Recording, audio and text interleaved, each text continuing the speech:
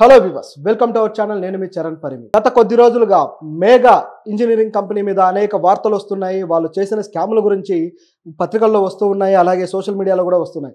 అసలు ఈ స్కామ్కి సంబంధించి ఏం జరిగింది, దీని మీద కొంతమంది నాయకులు కూడా ఆరోపణలు చేస్తున్నారు. నాయకులు ఎవరు ఏంటనేది కూడా చూద్దాం. చూస్తుంటే ఈ కంపెనీ అనేది ఒక ప్రభుత్వాలనే కొనేసినట్టుగా ఉంది. ముఖ్యంగా తెలంగాణ ప్రభుత్వాన్ని కొన్నదేమో అన్నంత డౌట్ వచ్చేస్తుంది అనమాట. సో ఇంత కెపాసిటీ అసలు ఈ కంపెనీకి ఎక్కడి నుంచి వచ్చింది, అసలు ఏం జరిగింది అనేది గమనిస్తే, కొనడం అంటే ఒక ఎలక్టోరల్ బాండ్స్ స్కామ్ అనేది గతంలోనే 4 నెలల క్రితమే ఎప్పుడైతే ఎస్బీఐకి సంబంధించి మొత్తం ఎలక్టోరల్ బాండ్లు ఎవరైతే తీసుకున్నారో ఆ పేర్లన్నీ బయట పెట్టడము. సో ఇదంతా చూసిన తర్వాత దాంట్లో అత్యధికంగా రాజకీయ పార్టీలకు సంబంధించి ఎలక్టోరల్ బాండ్స్ అనేవి తీసుకొని డబ్బులు చెల్లించిన సంస్థలు ఏమన్నా ఉన్నాయంటే వాటిల్లో అత్యధికంగా చెల్లించిన వాటిల్లో ఆ టాప్ సంస్థల్లో ఈ మేఘా సంస్థ కూడా ఒకటి. సో అసలు ఇదేంటి, ఏం జరిగింది, ఏ నాయకులు వ్యతిరేకిస్తున్నారు అనేది గమనిస్తే, గత 2-3 రోజుల క్రితం తెలంగాణ నుంచి నిర్మల్లో బీజేపీ నేత ఎమ్మెల్యే ఏలేటి మహేశ్వర్ రెడ్డి, సో ఆయన ఒక ఆరోపణ చేస్తున్నాడు అనమాట మేఘా సంస్థ మీద. ఈ మేఘా ఇంజనీరింగ్ సంస్థకే ఎందుకని ప్రభుత్వం ప్రతి ప్రాజెక్టును కూడా వాళ్ళకే అప్పగిస్తున్నారు, ఎందుకు ఇలా ఈ ప్రాజెక్టులన్నీ కూడా వాళ్ళ చేతుల్లో పెడుతున్నారు అని చెప్పేసి ఆయన ఆరోపణ చేస్తున్నారు. ఆల్రెడీ వాళ్ళు కడుతున్న ప్రాజెక్టులన్నీ కూడా డ్యామేజ్ అవుతూ వస్తున్నాయి, అయినా సరే వినకుండా మీరు ఎందుకు ఈ విధంగా చేస్తూ వస్తున్నారు.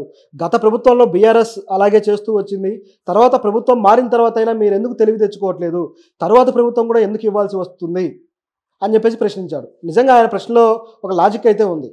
ఎందుకంటే ఒక సంస్థ అనేది తను చేసిన ప్రాజెక్టులు కావచ్చు, లేకపోతే వాళ్ళ కట్టడాలు కావచ్చు, ఏవైనా డ్యామేజులు జరిగినప్పుడు ఖచ్చితంగా దాని మీద ప్రభుత్వం యాక్షన్ తీసుకోవాలి. పైగా గత ప్రభుత్వం చేసిన దాని మీద ఈ ప్రభుత్వం ఎలాగో మారింది కదా, ఈ ప్రభుత్వం యాక్షన్ తీసుకుంటే మరింత బలంగా ఉంటుంది కదా.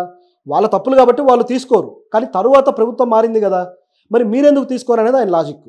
దీంతోపాటు అసలు ఈ సంస్థని కొనసాగించడం వెనుక ఏం జరుగుతుంది అనేది ఒక ప్రశ్న వచ్చింది. దీన్ని బ్లాక్ లిస్ట్లో పెట్టండి అని చాలా రోజులుగా అడుగుతున్నారు, కానీ ఎవరు కూడా, ఏ ప్రభుత్వం కూడా ఒప్పుకోవట్లేదు. బీజేపీ నాయకులు మాత్రం ఎందుకు ప్రశ్నిస్తున్నారు అనేది ఒక ప్రశ్న. గతంలో అయితే ఈ మేఘా సంస్థ మీద కాంగ్రెస్ నాయకులు కూడా వ్యతిరేకించారు, దీన్ని బ్లాక్ లిస్ట్లో పెట్టండి అని.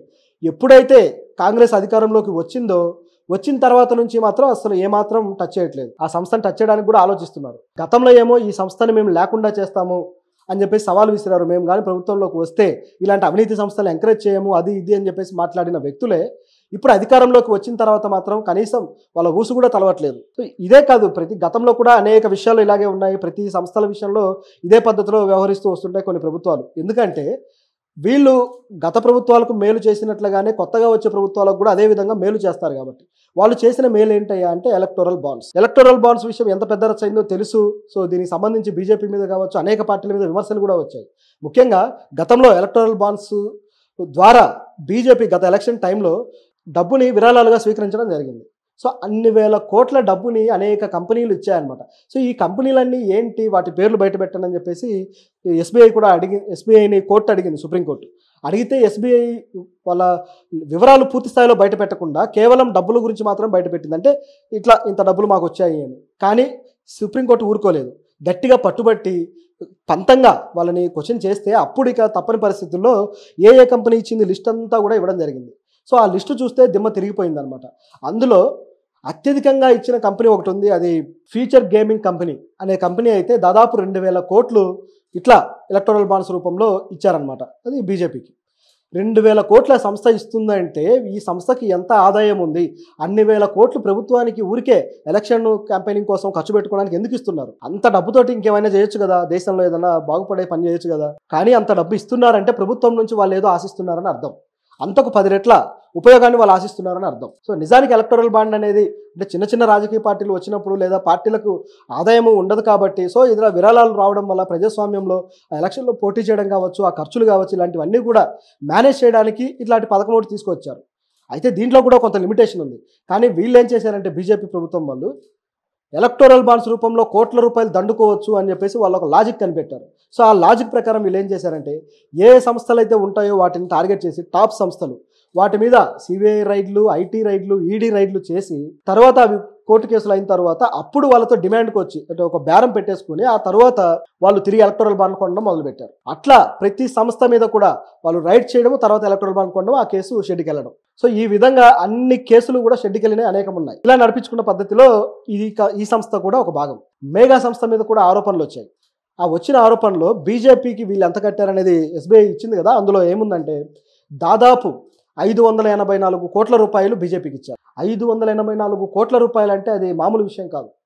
అంత డబ్బును బీజేపీ ప్రభుత్వానికి ఎందుకు ఇచ్చారు? మళ్ళీ ఇప్పుడు ప్రశ్నిస్తున్నది కూడా బీజేపీ నాయకుడే. అంటే సెంట్రల్లో ఏమో ఏ ప్రాబ్లం లేదు, అక్కడ క్వశ్చన్లు రావట్లేదు. స్టేట్ గవర్నమెంట్ వేరే పార్టీ ఉంది కాబట్టి వాళ్ళకి సంబంధించి పార్టీ కాదు కాబట్టి ప్రశ్నలు వస్తున్నాయి. సో ఈ నాయకుడి దగ్గర కూడా తెలివితేటలు బాగానే ఉన్నాయి ఈ క్వశ్చన్ అడగటంలో. ఇదే క్వశ్చన్ సెంట్రల్ గవర్నమెంట్ కూడా అడగచ్చు కదా, ఆ సంస్థ మీద మీరు ఎందుకు యాక్షన్ తీసుకోరు అని. జాతీయ స్థాయిలో కూడా ఉన్నాయి వాళ్ళ ప్రాజెక్టులు, ఎందుకు క్వశ్చన్ చేయట్లేదు? అంటే వాళ్ళకు అక్కడ డబ్బులు బాగా ఇచ్చారు కాబట్టి. సో ఈ నాయకుడి మీద కూడా క్వశ్చన్ చేయాల్సిందే నిజం మాట్లాడుకుంటే.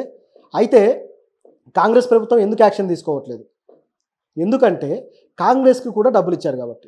నిజానికి గత బీఆర్ఎస్ ప్రభుత్వానికి అయితే 400 కోట్ల రూపాయలు ఈ మెగా సంస్థ ఎలక్టోరల్ బాండ్స్ రూపంలో ఇవ్వడం జరిగింది. సో ఎన్ని కోట్ల రూపాయల ప్రాజెక్టులు వీళ్ళు వాళ్ళకి అప్పగించారనేది మీరు ఆలోచించండి. దాదాపు చాలా ప్రాజెక్టులు ప్రభుత్వం ప్రతిష్టాత్మకంగా తీసుకున్నవన్నీ కూడా ఈ మెగా సంస్థ చేస్తున్నవే. సో ఈ విధంగా ఉందన్నమాట పరిస్థితి. సుంకిశాల ప్రాజెక్టు కూడా దాని రిటైనింగ్ వాల్ పడిపోయి దాదాపు 10 రోజులు అవుతుంది. ఇంతవరకు దానికి సంబంధించి ఏ చర్యలు తీసుకోలేదు. అంటే ఈ కట్టిన సంస్థ మీద ఎలాంటి యాక్షన్ ఎందుకు మీరు తీసుకోలేదు అనే ప్రశ్న అయితే ఆయన అడిగారు. ఇదైతే వాస్తవం. సో ఇలాంటివి కట్టడం వల్ల ప్రజాధనాన్ని వృధా చేసి అవి తర్వాత పూర్తి స్థాయిలో డ్యామేజ్ అయ్యి ఎవరికి వారు డబ్బులు దండుకొని వెళ్ళిపోయే పరిస్థితి కనపడుతుంది. కానీ ఎక్కడా ప్రజలకు ఉపయోగపడేది అయితే కనిపించట్లేదు. నిజానికి ఏ ప్రాజెక్ట్ వచ్చినా సరే ఆ ప్రాజెక్టులో 5% లేకపోతే 2%, 3% ఖచ్చితంగా ఈ తినే వాళ్ళకు వెళ్ళిపోతాయి. ఏదో విధంగా తింటారు, అది కన్ఫర్మ్. ఎందుకంటే రాజకీయాల్లో ఆ పరిస్థితి ఉంది. కానీ చేసిన పనైనా సవ్యంగా ఉండాలి కదా. అంటే ఆ పనిని కుంటుబరచి అది నాశనం అయ్యేలా చేసి అంటే ఎంత తింటున్నారనేది ఆలోచిస్తే దాదాపు 70%, 80% తినేస్తున్నారేమో. అవినీతిని ఇక్కడ 5% అయినా సరే, 2% అయినా సరే, 80% అయినా సరే ఎంత తిన్నా తప్పే. ప్రజల సొమ్మది. మీకు ప్రాజెక్టుకి ఆల్రెడీ ప్రాజెక్టు మీరు తీసుకున్నప్పుడే దానికి తగినంత మూల్యము డబ్బులు మీకు ముట్ట చెప్తారు. సో దానికి సంబంధించిన లాభాలు చూసుకునే ఆ కంపెనీలు దిగుతాయి. అయినా సరే ఇలా తిని నాశనం చేయడానికి అయితే ఇలాంటి సంస్థలు పూనుకుంటున్నాయి. ప్రభుత్వాలు ఏ యాక్షన్లు తీసుకోవట్లేదు. వీటి మీద కోర్టులకు వెళ్తే తప్ప ఇక పని అయ్యేలాగా లేదు. సో ఇది ఈ సంస్థకు సంబంధించి ఉన్న పరిస్థితి. ఇది ఇక్కడనే కాదు, ఆంధ్రాలో కూడా దాదాపు 31 సంస్థలకి ఇదే విధంగా ఒక స్కామ్ చేశారనమాట. ఆ 30 సంస్థల నిర్మాణంలో భాగంగా. సో అంటే ఈ స్కామ్ కొంచెం డిఫరెంట్గా ఉంది. ఈ స్కామ్ ఏంటంటే ఎలక్టోరల్ బాండ్ స్కామ్ కాదు. కానీ అంటే వీళ్ళు జనసేనకి డబ్బులు ఇచ్చారు, టీడీపీకి డబ్బులు ఇచ్చారు, అన్ని పార్టీలకి ఇచ్చారు. ఇప్పుడు కాంగ్రెస్ కూడా ఎందుకు యాక్షన్ తీసుకోవట్లేదు అంటే డబ్బులు ఎలక్టోరల్ బాండ్స్ రూపంలో తీసుకున్నారు కాబట్టి. అది పక్కన పెడితే గత ప్రభుత్వంలో కూడా వీళ్ళు ఇదే విధంగా ఆంధ్రప్రదేశ్లో 31 ప్రాజెక్టులకు సంబంధించి వీళ్ళు ఒక స్కామ్ చేశారు. ఆ స్కామ్ ఏంటంటే బ్యాంకుకి సంబంధించి గ్యారంటీల స్కామ్ అనమాట. అంటే fake bank guarantee scam. So ఇది అంటే మన ఇండియాలో కాకుండా ఎక్కడో ఒక బ్యాంకు ఉన్నట్టుగా ఆ బ్యాంకు ఈ సంస్థలకు సంబంధించి ఈ ప్రాజెక్టులకు సంబంధించి షూరిటీ ఇస్తున్నట్టుగా వీళ్ళు అవన్నీ సృష్టించేసి దానికి సంబంధించిన డబ్బుల్ని తమ ఖాతాలో వేసుకోవడం. సో ఇది ఇక్కడ జరుగుతున్న పని. సో కాంట్రాక్టర్లకు వీళ్ళు షూరిటీ ఇచ్చినట్టుగా చూపిస్తారు. ఆ బ్యాంక్ ఏంటి అనేది ఒకసారి గమనిస్తే, సో ఈ బ్యాంకు సెయింట్ లూసియాలో ఉంది. సో ఇక్కడ అంటే నిజానికి ఆ సెయింట్ లూసియాలో ఉన్నా సరే ఆ బ్యాంకు ఎలాంటి నిబంధనలతో పనిచేస్తుందంటే సెయింట్ లూసియా నిబంధనలతో కాదు, అది యూకే నిబంధనలతో పనిచేస్తుంది. సో యూకే నిబంధనలు ఈ బ్యాంక్ ఎలా వర్తిస్తాయనేది ఒక ప్రశ్న. ఇంకా మాట్లాడుకుంటే అసలు ఇది బ్యాంకే కాదు, ఇది కేవలం ఒక ఫైనాన్స్ సంస్థ అనేది మనకు తెలుస్తున్న విషయం. సో ఈ ఫైనాన్స్ సంస్థకు కూడా దాని కెపాసిటీ ఏంటయ్యా అంటే కేవలం 8 కోట్లు ఆ సంస్థ కెపాసిటీ. కానీ ఇది ఇచ్చే అష్యూరెన్స్లు మాత్రం కోట్ల రూపాయల అష్యూరెన్స్ ఇచ్చేస్తుంది.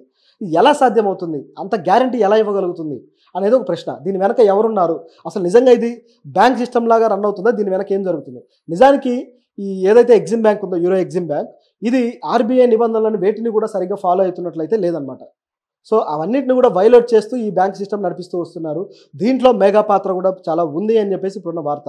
ఎందుకంటే ఈ ప్రాజెక్టులు ఏవైతే ఉన్నాయో వీటన్నిటిలో కూడా మెగా ఇంజనీరింగ్ అనే సంస్థ దీంట్లో కీలకంగా ఉంది. ముఖ్యంగా వీళ్ళు గ్యారంటీ ఇచ్చిన సంస్థలు కూడా ఏపీలో ప్రభుత్వ సంస్థలు, మైనింగ్ అండ్ జియాలజీ సంస్థ కావచ్చు, అలాగే ఏపీఎస్పీడీసీఎల్ విద్యుత్ సంస్థ.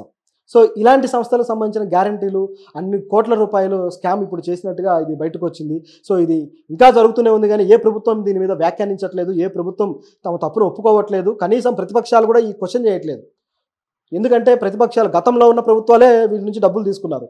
ఇప్పుడు దీనికి క్వశ్చన్ చేస్తే మొదటి నుంచి తవ్వుకుంటూ రావాల్సి వస్తుంది. అప్పుడు ఎక్కడికి వెళ్తున్నాయి అంటే మళ్ళీ వీళ్ళ పునాదుల దాకా వెళ్తుంది.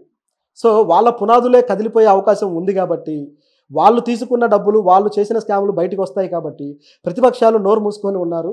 అలాగే ప్రభుత్వాలు కూడా నోరు మూసుకొని ఉన్నారు. సో ఈ పద్ధతిగా సాగుతూనే ఉంటుంది అనుకోవాలి. కానీ కోర్టులు యాక్షన్ తీసుకుంటే బాగుంటుంది. అదేవిధంగా ముఖ్యంగా ఈ సామాజిక కార్యకర్తలు ఎవరైతే ఉన్నారో వీళ్ళు కూడా యాక్షన్ తీసుకోవాలి.